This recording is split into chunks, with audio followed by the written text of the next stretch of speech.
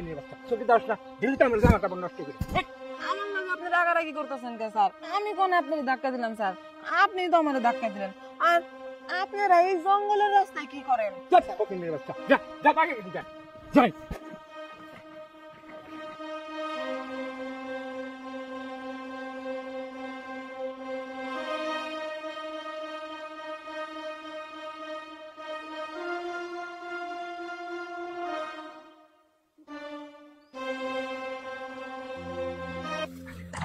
মারে ইঞ্চি আর বেশি বাইরে যাবো না এটার পরে ইন্ডিয়ান বর্ডার আমরা ইন্ডিয়া পার হয়ে গেলেই আমরা পয়সা যাবো খা চলো চলে যাই।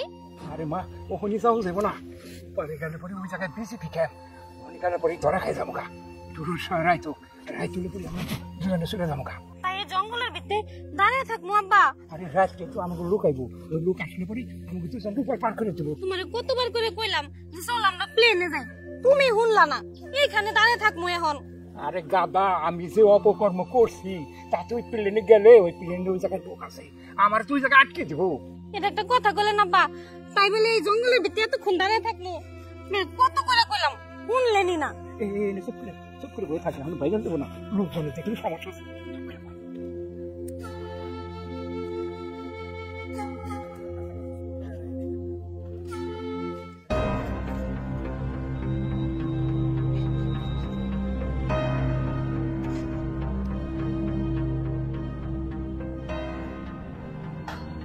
হ্যালো, আর আপনারা কোথায়?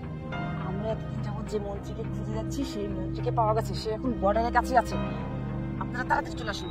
হ্যাঁ হ্যাঁ, আমরা লোকেশন ট্র্যাক করে নিচ্ছি, আমরা ওইদিকে এগোচ্ছি। হ্যাঁ হ্যাঁ, কোনো ভয় নাই, ওকে আসছি। আচ্ছা ওকে।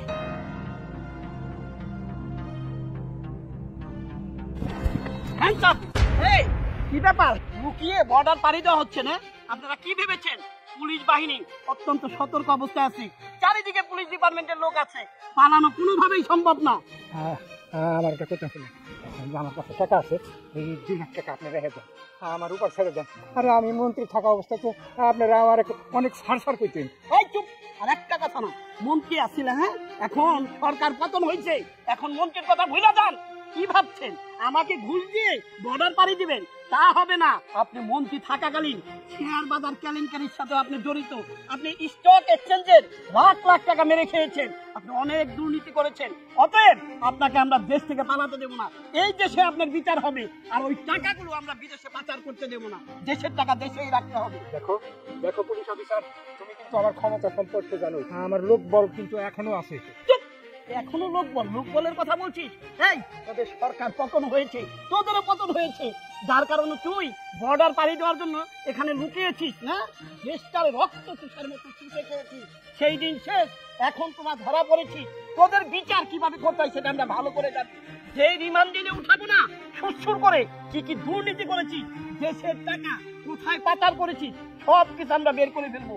এই মানুষকে অবৈধভাবে ওই আয়না ঘরে লুকিয়ে রেখে তাদের অনেক নির্যাতন করেছিস, গুম খুন করেছিস, তার বিচার এই দেশেই হবে।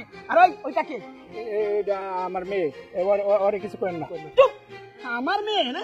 মেয়ের নামে সিঙ্গাপুর, সুইডেন, রাশিয়া বিলাসবহুল বাড়ি করেছিস, সেগুলোর হিসাব পাই টু পাই তোদের দিতে হবে।